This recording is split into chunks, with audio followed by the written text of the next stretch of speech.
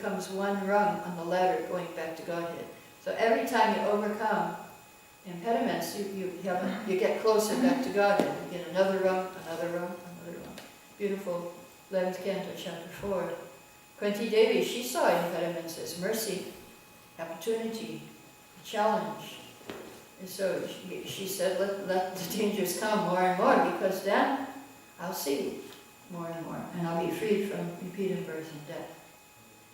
So when Prabhupada said that if you're eager to see Krishna all the time in all the circumstances of your life, then you should pray one prayer, which is very familiar to us. Ayinanda Tanuja, Kinkaram Patatam Mam Vishame Bhavampuna Kripaya Tavapara Pankajastita Tuli Sanshami Chintaya. My Lord, I am your eternal servant, but somehow I've fallen into this ocean of birth and death. Please pick me up and place me as an atom of dust at your lotus feet. So there's another verse from Vishnu Purana, Hladini, Sandini, Samvit, that there are three spiritual energies, Hladini, Shakti, Sandini, and Samvit. In this world, the Hladini, Shakti is here, but it causes us miseries. Vlada, Tapa, Kari, Misha, it's mixed. It's mixed with miseries. And because if we try to enjoy Krishna's pleasure potency, then we get sick, we have a problem there. Then it's mixed with suffering for us. But if we take Krishna's pleasure potency and offer it to Krishna, then we will be happy. We take Sita, give Sita to Ram, we take Lakshmi, give Lakshmi to Ram, and then we'll be happy. So Prabhupada says if you engage in devotional service, you take everything and offer it to Krishna, then your path will become easier. So how do we know when the material energy, so this Krishna consciousness is described in the 4th chapter of Bhagavad Gita, Brahmarpanam, Brahmahavir, Brahma Kutam, anyway, that you Brahma Karma Samadhina, that everything is Brahman, actually. But now it's covered in this material world. Brahman is covered by the material energy. So Krishna consciousness means to convert the material energy into spiritual energy, take off the covering. And that's what we're doing. Our bodies are used in His service, and therefore they're becoming transformed into spiritual energy. And so how do we know if our material energy is, if in our life material energy is being transformed and changing? There's a verse in Bhagavatam 1.3.34. If the illusory energy subsides and the living entity becomes enriched with knowledge by the grace of the Lord, then he becomes at once enlightened with self-realization and becomes situated in his own glory. So Prabhupada said for Krishna, there's no material energy. The same energy is external, internal, and marginal for Krishna, not for us. For us, there's a difference. And he can turn the external energy into internal if he likes. He can use his energies any way he likes, just like an electrician. And use the same electricity for heating or for cooling. So electricity is the same, but he uses it in different ways. So Krishna's energy is all Brahman, actually, but he uses it in different ways. And so he can turn the external into internal, and if it subsides, now how does it subside? How do we know when Krishna is taking away the material energy from us? Prabhupada says in the purport, in terms of repentance and penance. When we start feeling repentant and we want to do austerities for Krishna, then we can know that the material energy is subsiding from us. So now the external energy is bewildering us.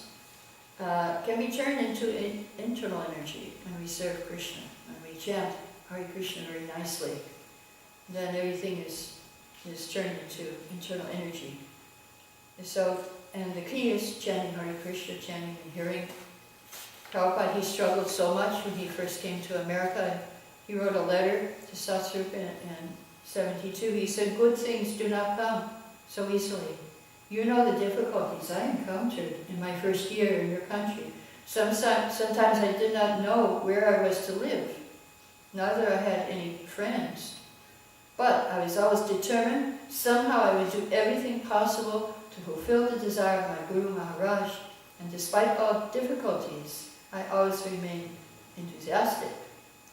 So do not diminish your program in any way. Continue the school project. This is in writing to Satsvarupa in Boston. Enthusiastic, this is not in Dallas. Expect Krishna's mercy at all times and everything will come out all right. So we must expect Krishna's mercy. And now there's one more letter to Tejas I'd like to share with you. Really, really nice one.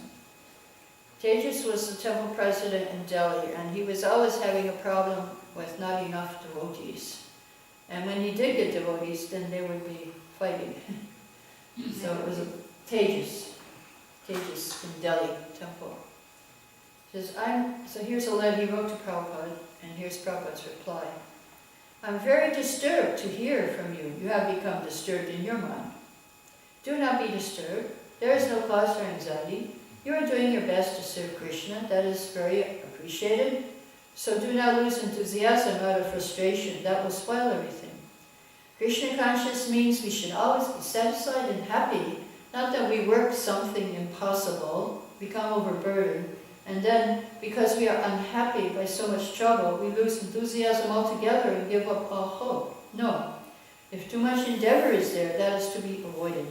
By all means, we must preserve our spiritual status. That is the point. Not that we are mad after big buildings, many devotees, life members, this, that. No. These are only ways to engage the devotees, so they may apply the principles of devotional living to some kind of work for practical realization of these principles. It is not the result of the work we want. If only one person daily, if we sincerely preach to one person in a day, that is sufficient. Never mind big programs. Oh, Prabhupada, amazing. So my request to you is you do not be bothered by such things. I've instructed Tamal and Shamasundar to send you men, so they will do it, rest assured. Krishna does not like to see his sincere devotee suffer or become frustrated or depressed. He will not stand idly by in any such case. So do not fear on that account. Krishna has got some plan for you. Always think in that way, and very soon he will provide everything to your heart's desire. So a very encouraging letter to a manager who was losing all hope, and he had no help, and he was all by himself and hopeless, and Prabhupada said, no, don't worry. Don't be depressed. Krishna will not allow you to be depressed in devotional service. So we need to follow the example of Gajendra to take shelter of Krishna, because as Prahlad Maharaj says, the remedies that people find in this world will not work unless Krishna sanctions it. So with the grace, with the mercy of Krishna, then we can expect everything. As Prabhupada said, we should expect the mercy of Krishna. And today I hope you can all expect the mercy of Krishna and look for it, and so the mercy should definitely come. So any questions or comments on this verse of Srimad Bhagavatam? I mean, maybe we need to philosophically explain then why go to a doctor at all? Why go to the doctor? Oh yeah, Prabhupada was asked that question many times. And he said, yes, we have to follow the rules of this world because we have a material body. Therefore, we need to go to a doctor.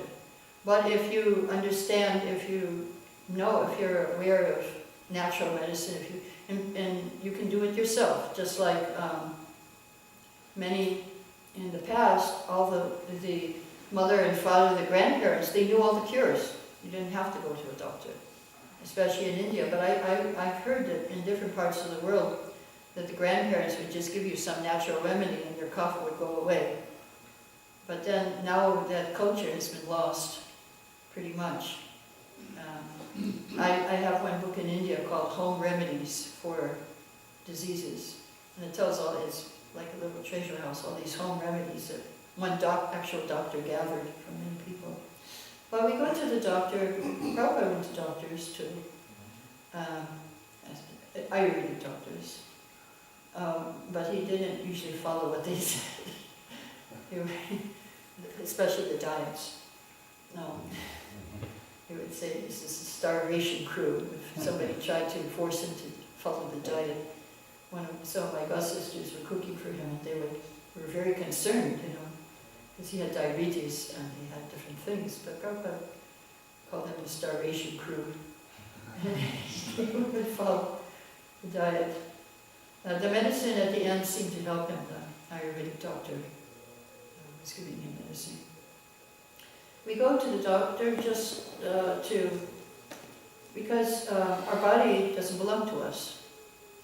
It belongs to Krishna. So therefore we have to take care of it. So if your car, just like your car, it's not you, but it belongs to you. And so you take it, and if it needs servicing, you go and take it for servicing. If it gets a flat tire, maybe you can do it yourself. But if something more serious, then you have to take to the car doctor. So our body generally, like in most of the things we can do ourselves. Personally, I just go to one doctor in Ireland 3 times a year, because she can help me for the whole year. And I say, okay, usually I get sick. I told her, I usually get parasites in Denmark, so she gave me some medicine for parasites. Yeah, I didn't get it this time. I'm taking medicine. But so we go to the doctor because it's not our body, and the doctors may have some idea how to help us to cure our body. I don't have so much faith in the Western doctors. They're good if you break your bones and stuff. But I don't have so much faith in them and I'm allergic to their medicine, most of it.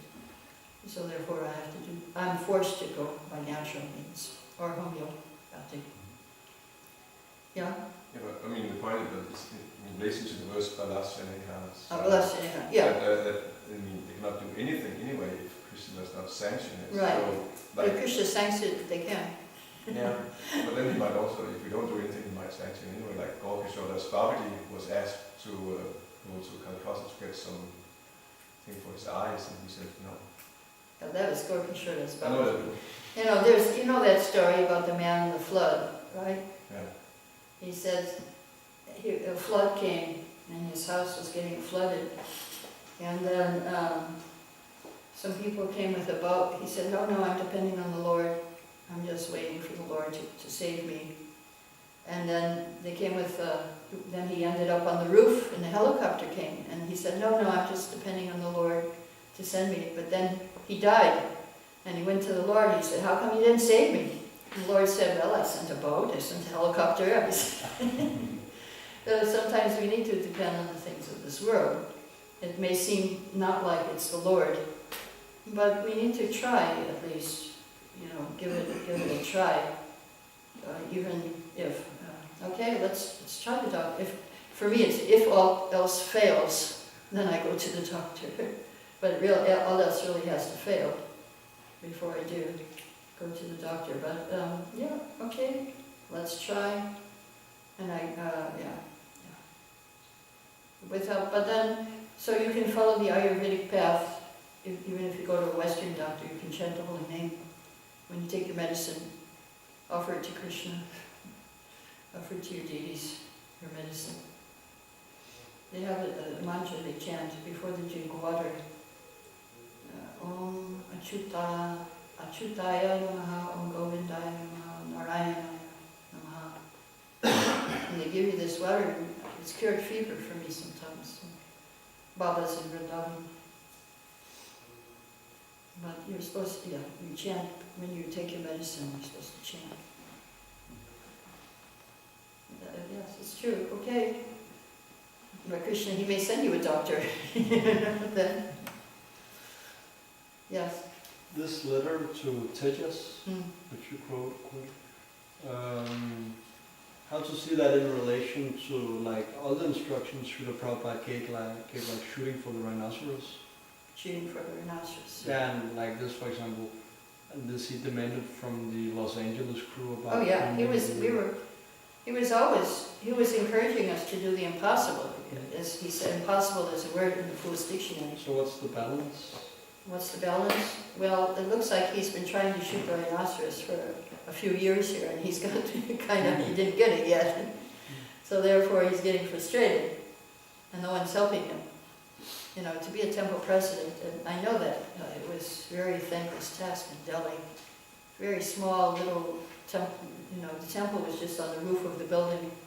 It had a few rooms downstairs, and it was very, very difficult. Extreme climate, extremely hot, 50 degrees, 45 in the summer. I'm sure he didn't have air conditioning, or maybe a fan, but they didn't have anything in Vrindavan, so you can go on the hunt for a few years, but you might get tired after a while if you don't get the rhinoceros. And so, so he was in that condition. Yeah, we shoot for the rhinoceros. We try our best. In other words, but the point is, like Gita says, we try our best. But for the results, we have to depend on Krishna. We put everything into it, it's like we're doing it. We're not really doing it, but we're putting everything into it, like everything depends on me. But then, for the results, when we do the service, everything depends on me. But for the result, everything depends on Krishna.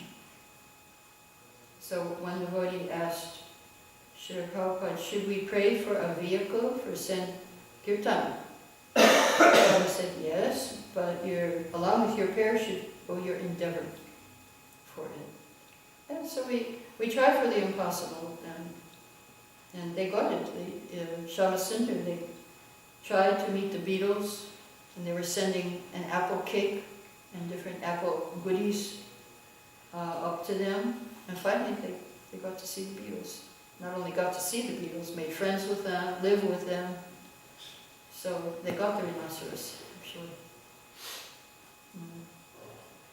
And then we got this Detroit temple. We got all these beautiful places. But if you don't try, then you won't get anything.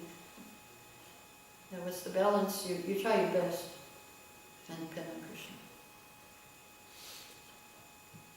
It says the Pandavas are examples of that. They did their best, but ultimately they had to depend on Krishna. And then when Krishna was leaving, Kunti, she said, it is only because you are here that our kingdom looks beautiful. When you go, then it won't look beautiful anymore. Yeah.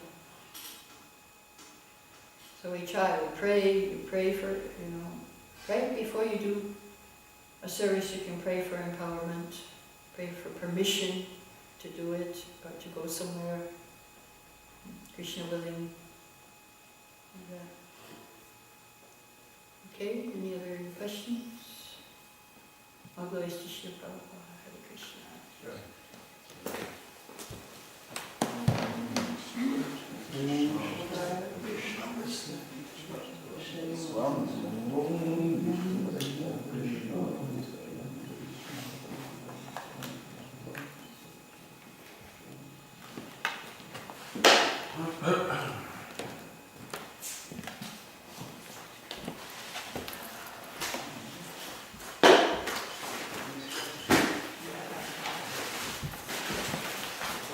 Change this up?